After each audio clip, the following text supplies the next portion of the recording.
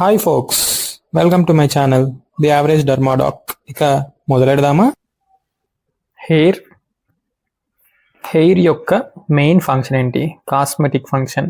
Hair serves as an important cosmetic function in humans. Both lack of hair and excess of hair causes significant emotional stress. Patterned hair loss of hair in a patterned manner, also known as androgenetic alopecia. మెయిన్గా ఈ పదాన్ని androgenetic అల్లోపీషియా అనే పదాన్ని మేల్స్కి వాడతాం. ఎందుకంటే ఫిమేల్స్లో ఆండ్రోజెన్సే కాకుండా చాలా various reasons ఉంటాయి హెయిర్ లాస్కి, ప్యాటర్న్డ్ హెయిర్ లాస్కి. సో ఫిమేల్స్లో మెయిన్గా ఫిమేల్ ప్యాటర్న్డ్ హెయిర్ లాస్ అని అంటాం. మేల్స్లో జనరల్గా ఆండ్రోజెనెటిక్ అల్లోపీషియా అని కానీ patterned hair loss, male patterned hair loss అని అంటాం. ఈ ప్యాటర్న్డ్ హెయిర్ లాస్ అనేది most common cause of baldness in both men and women, affecting 50% of the population. ఎందువల్ల ఈ హెయిర్ లాస్ వస్తుంది? Because of twin factors. ఒకటి వచ్చేసి జెనెటిక్ ప్రీ డిస్పోజిషన్. ఈ డిసీజ్ ఆండ్రోజెనెటిక్ అల్లోపీషియా అనేది ఆటోసోమల్ డామినెంట్ ఇన్హెరిటెడ్ డిసీజ్. ఈ genetic predisposition ఉన్న ఇండివిజువల్స్లో మన కల్ప్రిట్ వచ్చి androgens, which leads to hair loss in a patterned manner. So ఒక మేల్కి ఎవరికైతే జెనెటిక్ ప్రీడిస్పోజిషన్ ఉంటుందో వాళ్ళల్లో ఆండ్రోజెన్స్ హెయిర్ లాస్కి దారితీస్తుంది. అదే మన androgenetic alopecia. Pattern of hair loss. ఏ ప్యాటర్న్లో ఉంటుంది ఈ హెయిర్ లాస్? మేల్స్లో డిఫరెంట్, ఫిమేల్స్లో డిఫరెంట్. మేల్స్లో వచ్చేసి బైటెంపోరల్ అండ్ ఫ్రాంటల్ రిసెషన్. ఇక్కడ మనం క్లియర్గా చూడొచ్చు, టెంపోరల్ ఏరియాస్లో హెయిర్ లైన్ వెనక్కి జరిగింది బికాస్ ఆఫ్ హెయిర్ లాస్. దాన్ని మనం బైటెంపోరల్ అండ్ ఫ్రంటల్ రిసెషన్ అని అంటాం. Next and baldness on vertex. దీనితో పాటుగా బైటెంపోరల్ అండ్ ఫ్రంటల్ రిసెషన్తో పాటుగా బాల్నెస్ ఓవర్ క్రౌన్. ఈ రెండు కూడా సేమ్ మెన్లో ఉంటుంది. అదే మన male patterned baldness or alopecia. Coming to females, ఈ bitemporal and frontal hair line maintain అవుతుంది. సో హెయిర్ లాస్ ఏం అక్కడ జరగదు. Intact frontal hair line with diffuse thinning over crown. ఇక్కడ మనం అబ్జర్వ్ చేయొచ్చు, ఫ్రంటల్ హెయిర్ లైన్కి బైటెంపోరల్ హెయిర్ లైన్కి ఎలాంటి ఎఫెక్ట్ లేదు, సేఫ్గా ఉంది, నో హెయిర్ లాస్. మేల్స్లో చూస్తే ఏమో హెయిర్ లైన్ కాస్త వెనక్కి జరిగింది, హెయిర్ లాస్ ఉంది. ఫిమేల్స్లో only diffuse thinning over crown. ఇది ఒక pattern of hair loss in female. ఇంకో ప్యాటర్న్ వచ్చేసి frontal accentuation of hair loss.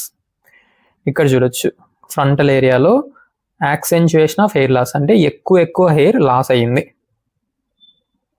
కానీ temporal area frontal hair line maintain అయింది, ఎలాంటి వెనక్కి జరగకుండా. సో ఫిమేల్స్లో ఎయిదర్ దిస్ ఆర్ దిస్, ఈ రెండు రకాల్లో ఏదో ఒక రకం ఉంటుంది. మేల్లో ఈ రెండు కాంబినేషన్లో ఉంటుంది.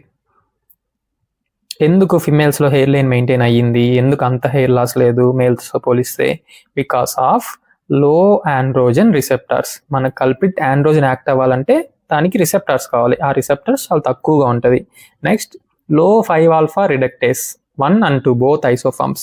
5-alpha రిడక్టేస్ అనేది టెస్టోస్టిరాన్ని కాస్త most potent form, the main culprit డైహైడ్రో టెస్టోస్టిరాన్గా కన్వర్ట్ చేస్తుంది. మేల్స్లో అయితే బాగా ఉంటుంది 5-alpha రిడక్టేస్, కానీ ఫిమేల్స్లో లో కాన్సన్ట్రేషన్స్లో ఉంటుంది. నెక్స్ట్ ఉన్న టెస్టోస్టిరాన్ని కాస్త ఈస్ట్రోజన్గా కన్వర్ట్ చేసేస్తుంది. టెస్టోస్టిరాన్ ఉంటేనే కదా డైహైడ్రో టెస్టోస్టిరాన్గా కన్వర్ట్ అవ్వడం, అదే రిసెప్టార్స్ మీద యాక్ట్ చేయడం, అల్లోపీషియా రావడం. ఇక్కడ P450 అరోమటేస్ అనే ఎంజైమ్ హై కాన్సన్ట్రేషన్లో ఉండడం వల్ల టెస్టోస్టిరాన్నే తగ్గించేస్తుంది లెవెల్స్ని. ఈ మెయిన్ 3 రీజన్స్ వల్ల ఫిమేల్స్ సేఫ్గా frontal hair line and bitemporal hair లైన్ని మెయింటైన్ చేస్తూ ఆ ఏరియాలో హెయిర్ లాస్ కొంచెం తక్కువగానే ఉంటుంది. ప్లస్ ఈ రీజన్స్ వల్లే males are more affected than females. ఇది ఆటోసోమల్ డామినెంట్ ఇన్హెరిటెడ్ డిసీజే, అంటే మేల్స్ ఫిమేల్స్ ఈక్వల్గా ఎఫెక్ట్ అవ్వాలి. కానీ ఈ రీజన్స్ వల్ల ఫిమేల్స్ ఏమో safe from alopecia in frontal and temporal areas. Plus baldness అనేది మోస్ట్ కామన్గా మనం మేల్స్లోనే చూస్తాం. 50% of males are affected in their 50s. 30% of males are affected when they are in 30 years of age group. So ఈ రీజన్స్ వల్ల as compared to men, females have decreasing severity of hair loss. అంత severe baldness ఫిమేల్స్లో మనం appreciate చెయ్యము. Coming to characteristic feature of androgenetic అల్లోపీషియా. ఎందుకు ఎలా ఈ బాల్డ్నెస్ వస్తుంది? Because of progressive miniaturization. Progressive అంటే నాట్ సో సడన్ అని, స్లోగా ప్రోగ్రెసివ్గా terminal hair, thick and long desired hair ఉండాల్సింది చిన్నదిగా బేర్లెస్ హెయిర్ లాగా మినియేచరైజ్ అయిపోతుంది. Next decrease in anagen duration. Anagen phase అనేది growing phase of the hair. ఆ ఫేస్ ఎక్కువసేపు ఉంటేనే హెయిర్ బాగా గ్రో అవుతుంది, ఆ ఫేసే తగ్గిపోతుంది duration because of androgens acting in a genetic predisposed individual. Because of these two reasons, getting more and more pronounced with each cycle, and finally baldness ensues over years. సంవత్సరాల పాటు వచ్చే సైకిల్కి నెక్స్ట్ సైకిల్కి ఈ మినియేచరైజేషన్, అనాజన్ ఫేస్ తగ్గిపోవడం ఇంకా ఇంకా ఎక్కువ అవ్వడంలో ఫైనల్గా బాల్డ్నెస్ అనేది వస్తుంది. In both men and women occipital hair is spared. ఎందుకు? ఇంతవరకు ప్యాటర్న్స్ ఆఫ్ హెయిర్ లాస్లో టెంపరల్ చూసాం, ఫ్రంటల్ చూసాం, క్రౌన్ ఏరియాలో చూసాం, కానీ ఆక్సిపిటల్ హెయిర్ మాత్రం స్పేర్ అయింది. ఎందుకు? Because they have no androgen receptors. ఎందుకంటే స్కాల్ప్లో ఉన్న occipital area is derived from mesoderm, remaining all areas from neural crest cells. The fact that the occipital hair is resistant to baldness when transplanted over bald area is the basic principle on which hair transplantation is based on. It is called donor dominance. అంటే మన occipital హెయిర్ని తీసుకెళ్ళి bald area of the scalp crown మీద transplant చేసినా కూడా అది ఆండ్రోజన్స్కి రెసిస్టెంట్గానే ఉండి గ్రో అవుతుంది. So this is the basic principle on which hair transplantation is based on. Hair ట్రాన్స్ప్లాంటేషన్లో మన డోనార్ హెయిర్ వచ్చేసి ఆక్సిపిటల్ హెయిరే. ఎందుకంటే దీని క్యారెక్టర్ ఏంటంటే ఎక్కడికి తీసుకెళ్ళి ఎలాంటి ఎన్విరాన్మెంట్లో ట్రాన్స్ప్లాంట్ చేసినా అక్కడ ఆండ్రోజన్ ఎక్సెస్గా ఉన్నా సరే it is resistant to baldness and it will continue to grow. So be like occipital hair.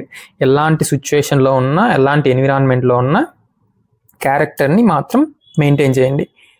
Moral and ethical practice మాత్రమే చేయండి. Coming to algorithm of managing androgenetic అల్లోపీషియా.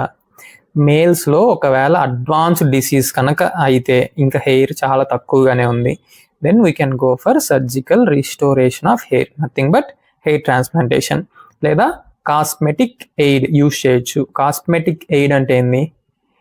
Wigs, hair extensions, hair pieces, pigmented creams ఇవన్నీ వాడి camouflaging the non bald scalp as a hairy one.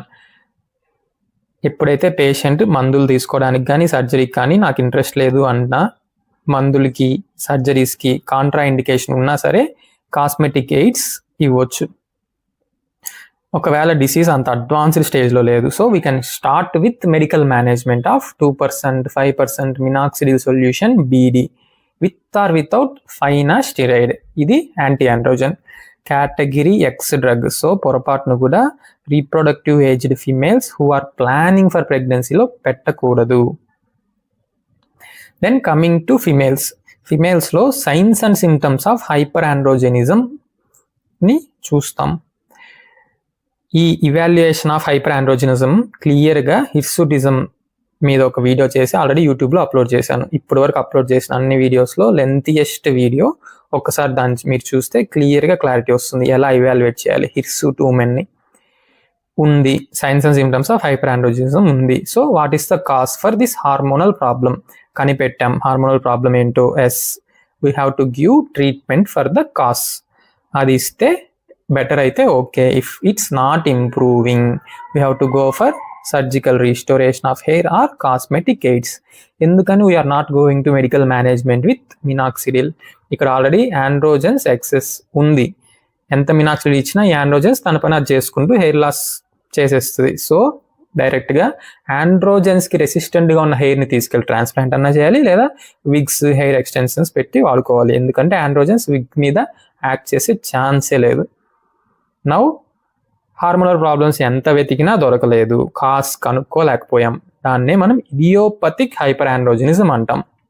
అప్పుడు కూడా మనం సర్జరీకి కానీ cosmetic AIDS కానీ వెళ్ళాల్సిందే. ఒకవేళ హైపర్ ఆండ్రోజనిజమే లేదు, ఫిమేల్లో హెయిర్ లాస్ ఉంది, వేరే కాస్కైనా అయి ఉండొచ్చు ఆండ్రోజన్స్ వల్ల కాకుండా. సో అప్పుడు మనం మెడికల్ మేనేజ్మెంట్ ఇవ్వచ్చు. 2% మినాక్సిడిల్తో బీడీ 6 months అయినా సరే ఇంప్రూవ్మెంట్ లేదు, అప్పుడు మనం ఒక యాంటీ ఆండ్రోజన్ని యాడ్ చేయడము, లేదా సర్జరీకో కాస్మెటిక్ ఎయిడ్స్కో వెళ్ళడం. యాంటీ ఆండ్రోజన్స్ ఫిమేల్స్లో ఏవేవి? సిప్రోటిరాన్ అసిటేట్, స్పైరనోలాక్టోన్. ఎందుకు ఫినాస్ట్రేడ్ ఇక్కడ రాయలేదు? It is A category X drug. Special conditions, post menopausal ఉమెన్కి కానీ, అసలు ప్రెగ్నెన్సీ ప్లానే లేని ఉమెన్కి కానీ అప్పుడు ఇవ్వచ్చు మన finasteride antiandrogen. Next coming to medical management of androgenetic alopecia. మెయిన్గా ఒకటి మినాక్సిడిల్, దాంతో పాటు plus or minus antiandrogen. ఈ మెడికల్ మేనేజ్మెంట్ అనేది మినిమం 6 to 12 months తీసుకుంటుంది to show results and have to use long term if stopped. ఒకవేళ medical management ఆపేస్తే, మినాక్సిడిల్ని కనుక ఆపేస్తే, hair density reverts to the state it would be without treatment. అంటే వచ్చిన బెనిఫిట్స్ అన్నీ కూడా స్లోగా, ఎంత స్లోగా అయితే వచ్చాయో అంతే స్లోగా will be last in a period of 6 to 12 months. ట్రీట్మెంటే ఇవ్వకుండా ఉంటే ఎలా ఉంటుందో హెయిర్, సేమ్ అదే సిచ్యువేషన్కి వెనక్కి వెళ్ళిపోతుంది. ఇచ్చిన ట్రీట్మెంట్ అంతా మళ్ళీ reverts back to the state. It would be without treatment. So minoxidil have to be used indefinitely. Start చేశాక కంపల్సరీ వాడుతూనే ఉండాలి మెయింటైన్ చేయడానికి. Coming to minoxidil, category C drug. First it was being used for hypertension. ఈ drug ఓరల్గా hypertensive పేషెంట్స్కి వాడేవాళ్ళు. వాళ్ళల్లో hypertrichosis అనే సైడ్ ఎఫెక్ట్ని గమనించి they developed topical agent to use in patients for hair growth. ఈ hypertrichosis అనే సైడ్ ఎఫెక్ట్ని అసలు హెయిర్ లేని పేషెంట్స్లో హెయిర్ గ్రోత్కి వాడచ్చు అని it lead to the development of topical minoxidil. 2% solution, 5% solution, 5% foam. ఈ అన్ని ఫార్ములేషన్స్లో టాపికల్గా మినాక్సిడిల్ని ఫార్ములేట్ చేశారు. 2% సొల్యూషన్లో 60% ఆల్కహాల్, 5% సొల్యూషన్లో తక్కువ కాన్సన్ట్రేషన్ 30% ఆల్కహాల్ ఉంటుంది. Coming to mechanism of action. దీనికి హెయిర్ని గ్రో చేసే హైపర్ ట్రైకోసిస్ సైడ్ ఎఫెక్ట్స్ వచ్చేకి రీజన్ ఏంటి? Because it increases the duration of anagen growth face. Growth face యొక్క డ్యూరేషన్ని పెంచితే ఆటోమేటిక్గా ఆ ఫేస్లో ఉన్న హెయిర్ అంతా ఎక్కువ రోజులు గ్రో అయ్యి ఎన్లార్జెస్ టు మినియేచరైజ్డ్ వేలస్ హెయిర్ ఏమో metamorphoses to mature terminal hair.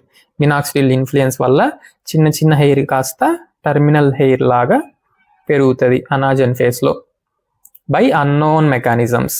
ఎందువల్ల పెరుగుతుందో దాని మెకానిజం ఏంటో ఎవరికి తెలియదు. ప్రపోజ్డ్ మెకానిజం వచ్చేసి మనందరికీ తెలిసిందే. It is a potassium channel opener, vasodilator, ATP sensitive potassium channel openers. So it increases adenosine triphosphate, ultimately adenosine.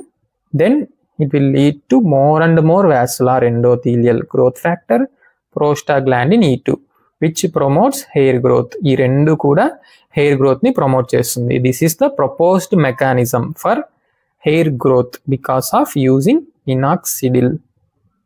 Coming to uses, FDA approved uses వచ్చి మెన్లో 2% మినాక్సిడిల్ సొల్యూషన్, 5% మినాక్సిడిల్ సొల్యూషన్.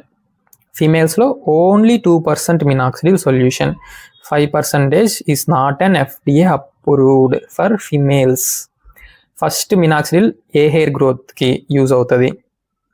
వేల్లెస్ హెయిర్ని grow చేస్తుంది.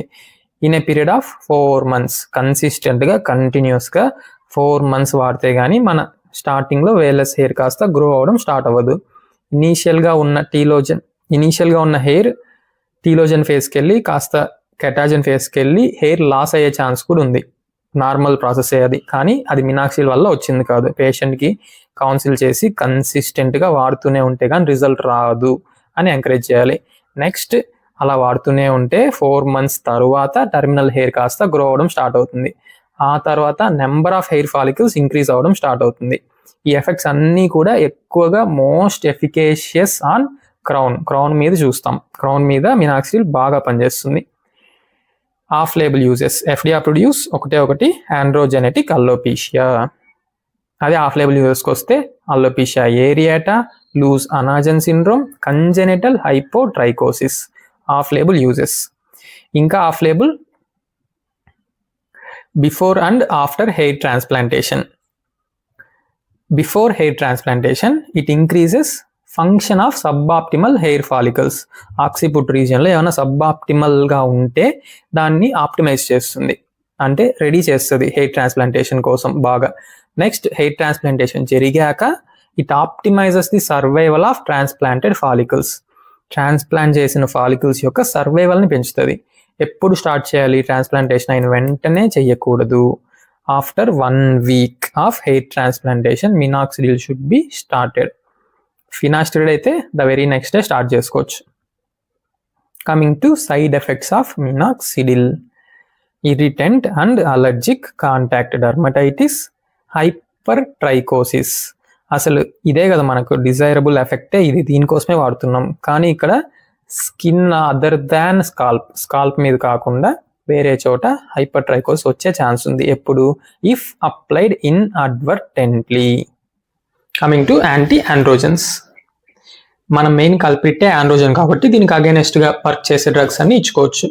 First androgen receptor inhibitors చూద్దాం. 3 drugs: స్పైరోలాక్టోన్, సిప్రోటిరాన్ acetate, ఫ్లూటమైడ్. ఈ 3 కూడా androgen receptor antagonists. Spironolactone ఇంకా androgen సింథసిస్ని 5-alpha reductase enzyme కూడా ఇన్హిబిట్ చేస్తుంది. FDA అప్రూవ్డ్ యూజ్ వచ్చి diuretic, potassium sparing diuretic. So adverse ఎఫెక్ట్లో మనం హైపర్కెలేమియా రాసుకోవచ్చు. ఆఫ్ లేబుల్ యూజెస్ వచ్చి androgenetic alopecia, hirsutism, acne, hidradenitis, suppurativa. Same అన్నిటికీ ఇవన్నీ కూడా ఈ డిసీజెస్కి కల్పిట్ వచ్చి ఆండ్రోజెన్సే కాబట్టి. Next adverse effects of cyproterone acetate. GI side effects, hyperkalaemia, decreased libido, gynaecomastia. ఆండ్రోజెన్సే కనుక లేకపోతే ఫెమినైన్ ఫీచర్స్ వచ్చేస్తాయి మేల్లో, లైక్ లిబిడో ఉండదు, గైనకోమాస్టియా వస్తుంది. ఇంకా ప్రెగ్నెన్సీలో ఇస్తే మేల్ ఫీటస్ కాస్త ఫిమేల్ ఫీటస్ లా పుడుతుంది అనమాట. Feminisation of male foetus. External genitalia మొత్తం మేల్ జెనైటేలియా రావడానికి మెయిన్ ఆండ్రోజన్స్ కావాలి. అదే మనం ఆండ్రోజన్స్కి యాంటీగా ఉండే డ్రగ్స్ ఇస్తే ఫెమినైజేషన్ వచ్చే ఛాన్సెస్ ఉంది. సిప్రోటిరాన్ అసిటేట్కి, ఫ్లూటమైడ్కి సైడ్ ఎఫెక్ట్ వచ్చి హెపటోటాక్సిసిటీ. ఫ్లూటమైడ్ అయితే ఇది ఫేటల్గా కూడా ఉండొచ్చు, ఫేటల్ హెపటోటాక్సిసిటీ. ఫినాస్టిరైడ్ కేటగిరీ ఎక్స్ డ్రగ్, ఇదొక టెరటోజన్. ఫినాస్టిరైడ్, డ్యూటాస్టిరైడ్ 2 కూడా 5-alpha రిడక్టేస్ ఇన్హిబిటర్స్. ఈ 5-alpha రిడక్టేస్కి 2 ఐసో ఎంజైమ్స్ ఉన్నాయి, 1 and 2. ఫినాస్టిరైడ్ వచ్చి 2ని ఇన్హిబిట్ చేస్తుంది. అసలు ఏంటి ఈ 5-alpha రిడక్టేస్ అంటే? టెస్టోస్టిరాన్ని డైహైడ్రో టెస్టోస్టిరాన్గా కన్వర్ట్ చేసే ఎంజైమ్. టెస్టోస్టిరాన్ కంటే డైహైడ్రో టెస్టోస్టిరానే more potent and more aggressive culprit అనమాట ఈ ఆండ్రోజెనెటిక్ అల్లోపీషియాకి. సో మనం ఈ డైహైడ్రో టెస్టోస్టిరాన్ని ఇన్హిబిట్ చేస్తున్నాం. ఫినాస్టిరైడ్, డ్యూటాస్టిరైడ్ ఇచ్చేసి. డ్యూటాస్టిరైడ్ పేరులోనే ఉంది, డ్యూ 2 ఐసో ఎంజైమ్స్ మీద పనిచేస్తుంది. 5-alpha రిడక్టేస్ 1 అండ్ 5-alpha రిడక్టేస్ 2 మీద కూడా పనిచేస్తుంది. FDA అప్రూవ్ చేసిన యూజ్ వచ్చి ఆండ్రోజెనెటిక్ అల్లోపీషియా ఇన్ మేల్స్లో మాత్రమే. ఫినాస్టిరైడ్ని FDA ఎందుకు అప్రూవ్ చేసింది? ఈ ఎంజైమ్ మోర్ అమౌంట్స్లో ఫ్రంటల్ ఏరియాలో వర్టెక్స్ మీద ఉంటుంది అనమాట. సో ఇక్కడే కదా మేల్ ప్యాటర్న్ ఆండ్రోజెనెటిక్ అల్లోపీషియా వచ్చేది. సో ఇది FDA అప్రూవ్ చేసింది. కానీ ఆఫ్ లేబుల్గా ఫిమేల్స్లో హిర్సూటిజంకి, యాక్నీకి, హైడ్రాడినైటిస్, సప్పురేటివా కూడా వాడుకుంటాం. సేమ్ యాంటీ ఆండ్రోజెన్స్కి వచ్చే side effect decreased libido, gynaecomastia. Dutasteride కూడా డిక్రీస్డ్ లిబిడో, గైనకోమాస్టియా. డ్యూటాస్టిరైడ్లో ఆఫ్ లేబులే అన్ని యూజెస్, మన డర్మటలాజికల్ యూజ్. ఎక్స్ట్రాగా ఫ్రంటల్ ఫైబ్రోసింగ్ అల్లోపీషియాలో కూడా డ్యూటాస్టిరైడ్ని వాడుకోవచ్చు ఆఫ్ లేబుల్గా. నెక్స్ట్ కీటోకోనజోల్, మనకు తెలిసిందే అజోల్స్ యాంటీ ఫంగల్. కానీ మనం హై డోసెస్లో దట్ ఈస్ 400 to 600 mg ఇస్తేనే it will act as antiandrogen, inhibiting androgen synthesis by inhibiting CYP3A4 enzyme. Ketoconazole అనేది ఎంజైమ్ ఇన్హిబిటర్ మనకు తెలిసిందే. సేమ్ ఇక్కడ కూడా ఆఫ్ లేబుల్గా ఆండ్రోజెనిక్ అలోపేషియాకి, హిర్సూటిజంకి వాడుకుంటాం. షాంపూ, కీటోకోనోజోల్ షాంపూని యాజ్ అన్ అడ్జంక్ట్ మినాక్సిడిల్తో పాటు ఈ షాంపూ యూస్ చేసుకోమని ఆండ్రోజెనిక్ అలోపేషియాలో ఇవ్వచ్చు అడ్జంక్ట్ లాగా. సైడ్ ఎఫెక్ట్స్ వచ్చి headache, hepatotoxicity, hair fall, nausea. OCPs, combined oral contraceptive pills. ఇవి preferably third generation or later జనరేషన్సే ఇవ్వాలి. ఎందుకంటే ఫస్ట్ సెకండ్ జనరేషన్స్లో ప్రొజెస్ట్రాన్కి ఆండ్రోజెనిక్ ప్రాపర్టీస్ ఉంటాయి. థర్డ్ జనరేషన్ నుంచే యాంటీ ఆండ్రోజన్గా పనిచేస్తుంది. మనకు కావాల్సినది ఏంటి? యాంటీ ఆండ్రోజన్స్ మాత్రమే. It inhibits LH-FSH, inhibiting androgen synthesis. Same mechanism of action కంటిన్యూస్గా GnRH అనలాగ్ కనుక ఇస్తే జరుగుతుంది. Like లూప్రోలైడ్ acetate. పల్సటైల్గా ఇస్తేనే LHని FSHని GnRH స్టిమ్యులేట్ చేస్తుంది. అదే కంటిన్యూస్గా ఇచ్చామంటే ఇనిషియల్గా స్టిమ్యులేట్ అయినా కూడా లేటర్ తగ్గిపోద్ది LH-FSH. No LH-FSH, no androgens. FDA approved use of combined oral contraceptive pill, acne. అది కూడా ఫిమేల్స్ ఎవరికైతే కన్సీవ్ అవ్వకూడదు అని డిసైడ్ అయ్యారో వాళ్ళకి మాత్రమే. Off label uses androgenic alopecia, hirsutism. ఈ ఓసిపిస్ అనేవి ఫిమేల్స్కి మాత్రమే. ఫినాస్టెరైడ్ మెన్కి FDA అప్రూవ్ చేసింది. Headache, melasma, migraine, increased risk of venous thromboembolism. మనందరికీ తెలిసిందే ఈస్ట్రోజన్ వల్ల థ్రాంబై ఫామ్ అవుతుందని. Off label uses of GnRH analogue, same androgenic alopecia, hirsutism, acne. Hot flushes, osteoporosis రావచ్చు.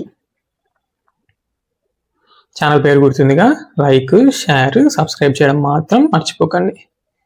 Thank you. హస్త లవిస్తా, బస్విధాన్య.